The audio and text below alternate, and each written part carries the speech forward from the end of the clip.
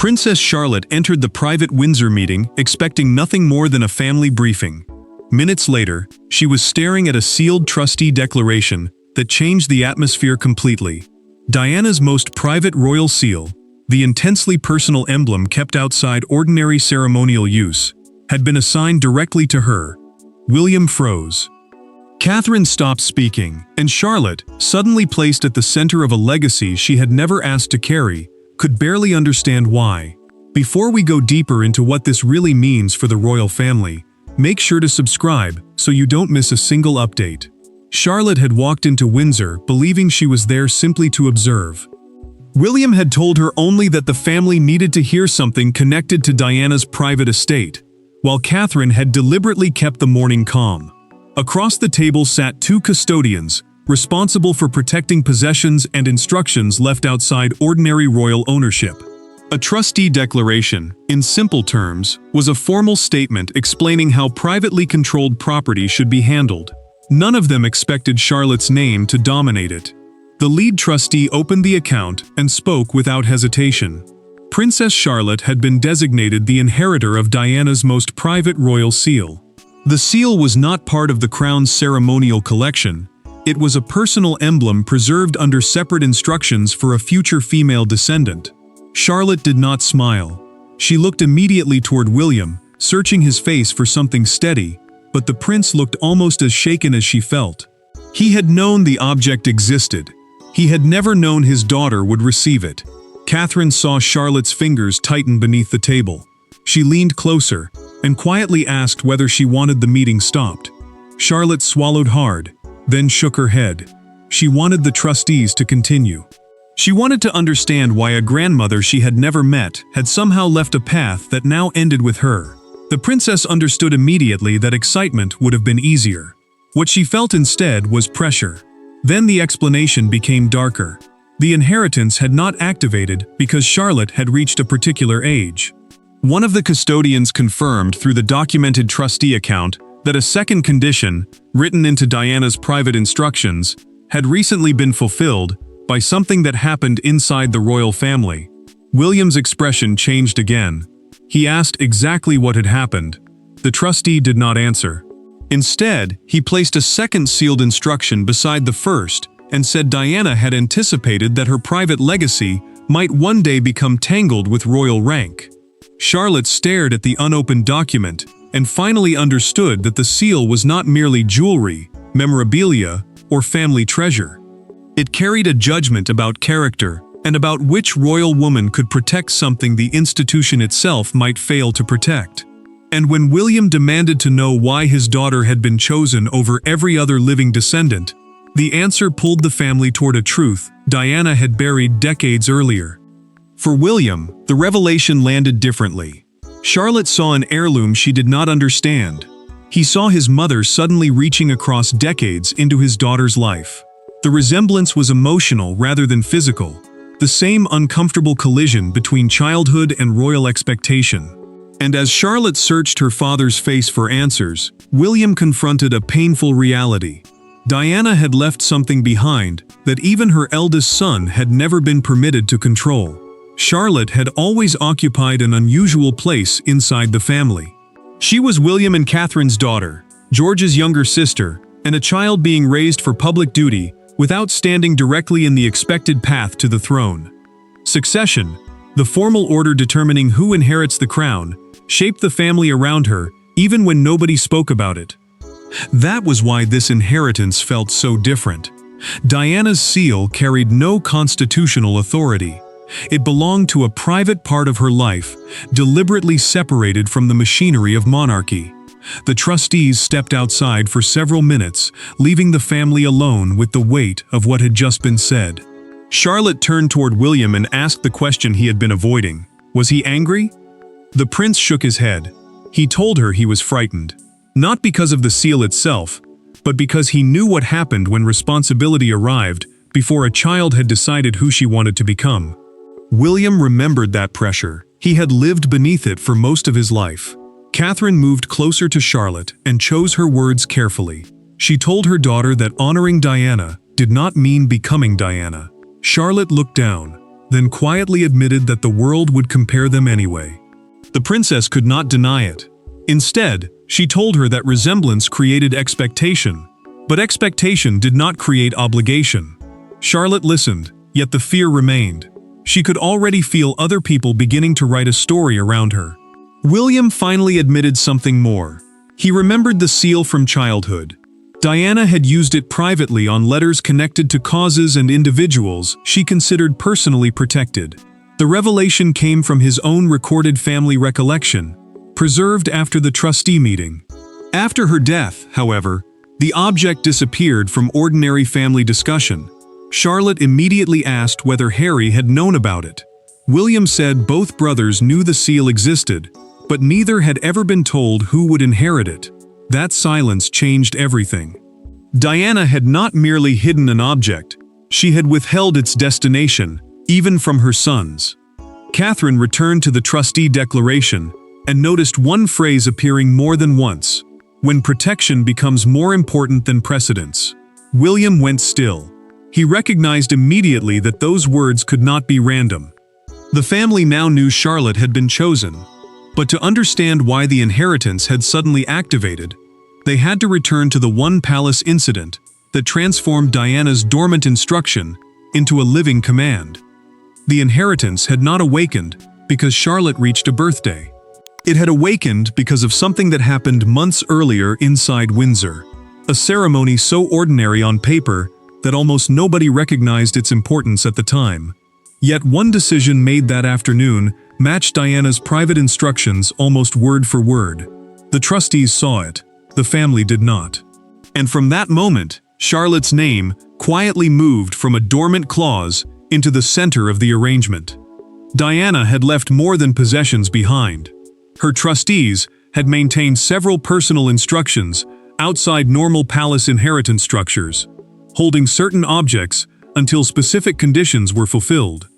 A trustee, in this context, was simply a person legally entrusted to protect private property and follow the owner's written wishes. One instruction concerned the seal.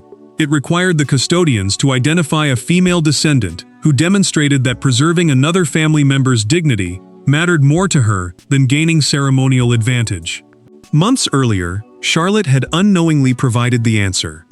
During a private Windsor family commemoration, George had been called away unexpectedly, leaving a more prominent ceremonial position unoccupied. An aide approached Charlotte and quietly suggested that she move forward into the vacant place. The change would have placed her ahead of Lady Louise for that part of the gathering. Charlotte refused. Instead, she asked that Louise remain exactly where she had originally been assigned. William barely questioned the moment at the time. He assumed Charlotte had simply felt uncomfortable moving position in front of everyone. Catherine learned otherwise later, when her daughter explained privately why she had said no. "It was Louise's place before it became useful to give it to me," Charlotte told her. Months later, the trustees repeated that sentence from a documented account supplied after the commemoration. William went silent. The words sounded painfully close to Diana's hidden condition. Charlotte felt embarrassed rather than proud. She insisted she had not refused the place to make a statement, protect an image, or prove that she deserved anything. Catherine understood why that mattered. A calculated gesture could have been performance. Charlotte's reaction had been instinctive, made before she knew anyone might remember it. Then the lead trustee disclosed the dormant clause.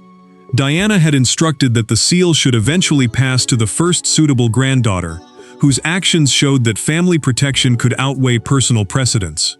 Precedence meant the formal order determining who stands, enters, or is placed ahead of whom during royal occasions.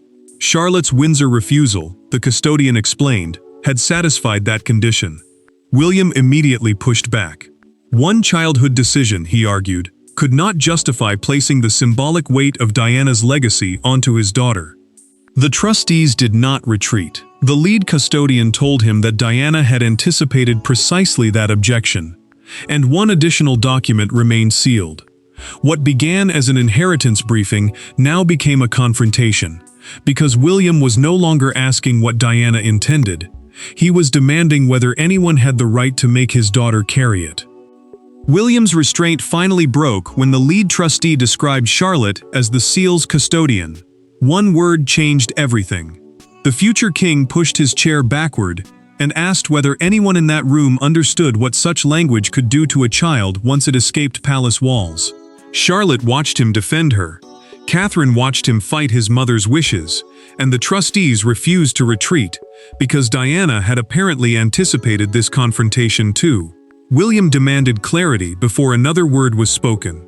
The trustees explained that Charlotte was not receiving a crown instrument, meaning an object carrying official constitutional authority in the monarch's name. Diana's seal belonged instead to her private personal legacy. It could not alter succession, rank, duty, or ceremonial standing. The prince understood every distinction. What angered him was what the public would hear instead. Diana's chosen granddaughter would become the headline, and nuance would disappear beneath it. William rose fully from his chair and faced the lead trustee across the table. Charlotte, he said, was his daughter before she was anyone's symbol. The custodian did not flinch. According to Diana's documented supplementary instructions, she had once written almost the same words about her own sons, warning that no inheritance should consume the child receiving it. The answer struck the prince harder than resistance would have. His anger suddenly carried grief inside it. Charlotte interrupted before the confrontation could harden further. She told William that she understood why he wanted to protect her, but asked him not to fight the decision simply because it frightened him. The prince turned toward her and stopped speaking. Catherine saw pride and fear collide in his face. Charlotte was still young, but she was no longer willing to let adults decide what she could bear without first asking her. The trustee then produced Diana's supplementary instruction. A supplementary instruction was an additional written direction designed to govern circumstances not fully covered by the original arrangement. The document specifically addressed parental objection. Its wording was firm. Whoever qualified to receive the seal had to be given the unrestricted right to refuse it, without pressure from trustees, parents, or the royal household. Catherine understood the consequence immediately. Diana's safeguard protected Charlotte from both sides. The trustees could not force the inheritance upon her, but William could not reject it for her either. For the first time since the meeting began, control belonged entirely to Charlotte. Charlotte asked for time before answering.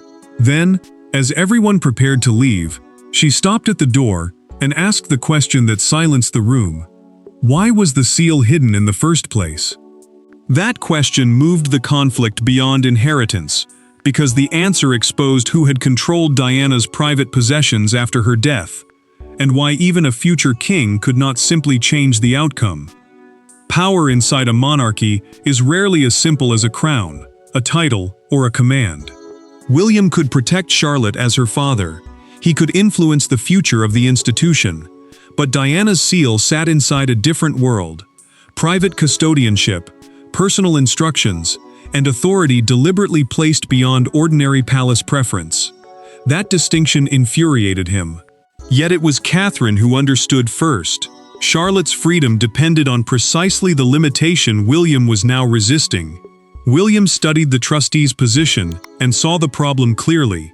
Diana's seal had never entered ordinary crown holdings, the collection of property controlled for official royal use rather than personal ownership. It remained among her privately administered effects, leaving the custodians responsible only for following her written conditions. They could not change Charlotte's rank, duties, or place within the family. Their authority ended with deciding whether Diana's requirements had been met and offering the inheritance exactly as instructed. William later asked Catherine privately whether they should encourage Charlotte to refuse. The prince spoke carefully, but his fear was obvious. Catherine answered just as carefully. If they pushed their daughter toward refusal, she said, they would merely replace pressure from trustees with pressure from parents. Diana's safeguard had been designed to prevent exactly that. William disliked the conclusion because he knew she was right. Charles entered the discussion later and read the relevant clause twice. The king placed the paper down and remained silent for several seconds. A sovereign instruction, meaning a direction issued through the monarch's official authority, could have transformed a private inheritance dispute into something far larger. He understood that immediately. If he intervened as monarch, Diana's personal wishes would suddenly become entangled with the crown itself. Charles finally told William that he would issue no instruction concerning the seal. The king admitted that allowing Charlotte to choose was the only defensible path, even if her decision disturbed the entire family. William accepted the words without relief. His father had not solved the problem. He had confirmed that nobody powerful enough to intervene should do so. Then the trustees disclosed another safeguard through their documented account. If Charlotte refused the inheritance, the seal would not pass automatically to George, Harry, or another senior royal. It would return to protected storage until another qualifying female descendant satisfied Diana's conditions. Charlotte received that message in silence. No trustee could force her. No father could decide for her. No monarch could overrule her choice.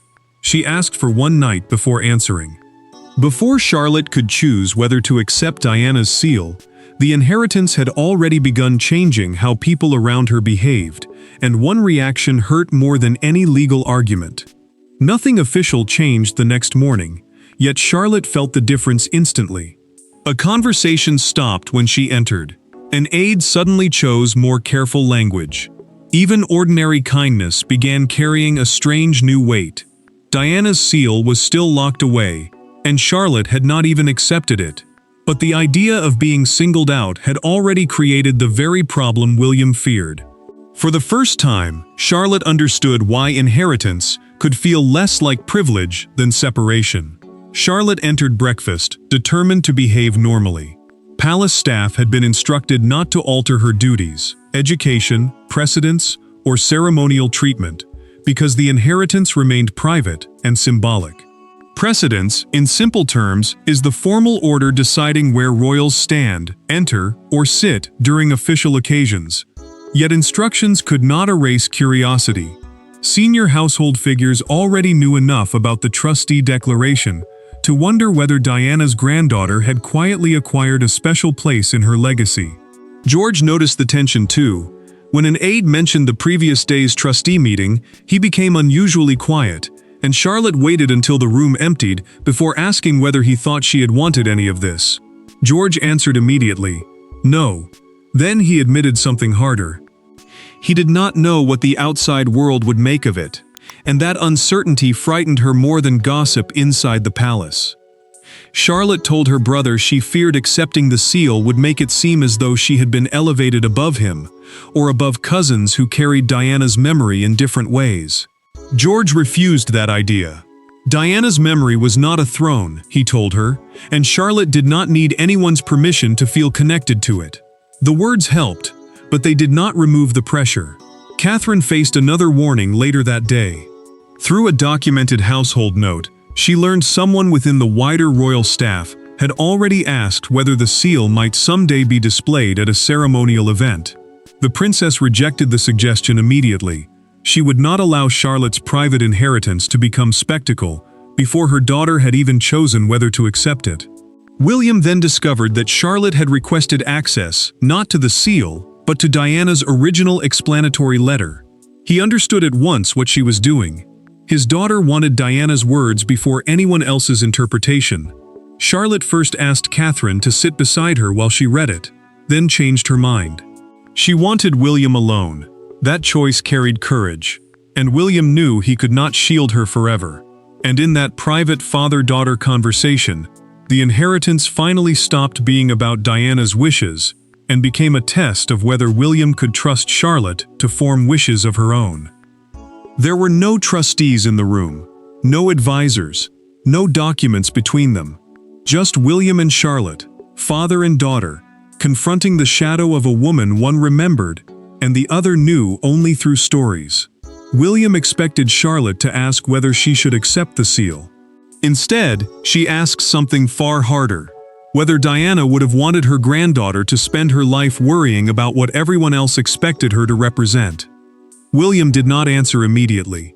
He began talking about Diana as a mother, not as the icon history had created after her death. She could be affectionate, impulsive, fiercely protective, and deeply uncomfortable, whenever institutions turned private feeling into public symbolism. An icon, in this sense, meant someone whose personal life had become larger than the individual herself.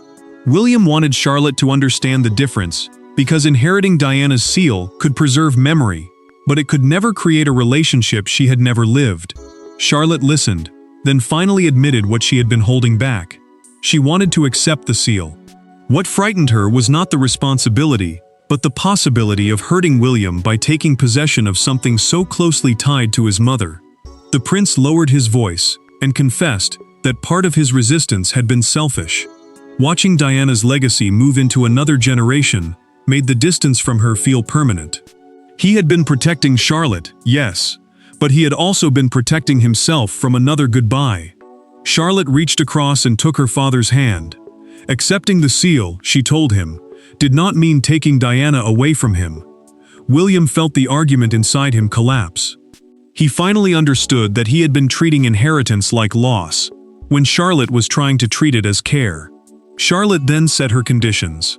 She would accept the seal only if it remained private throughout her childhood, and could never be used to elevate her ceremonial standing over George or anyone else. Ceremonial standing meant the order and prominence given to royal family members during formal occasions. William agreed immediately. He promised that if anyone tried to turn the object into a public badge of status, he would defend the boundary himself.